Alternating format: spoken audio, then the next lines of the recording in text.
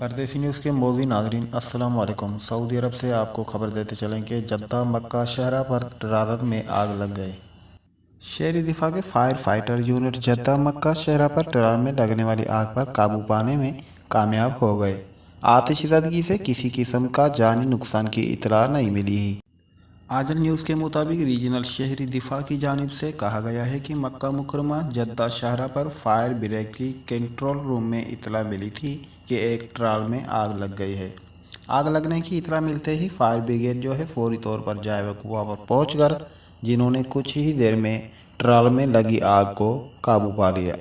शहरी दिफा का इस हवाले से मज़ीद कहना था कि ट्राल में लगने वाली आग से किसी भी किस्म का कोई जानी नुकसान नहीं हुआ है। आग लगने की वजूहत मालूम करने के लिए मुतल्लिका तहकीकात की टीम काम कर रही है।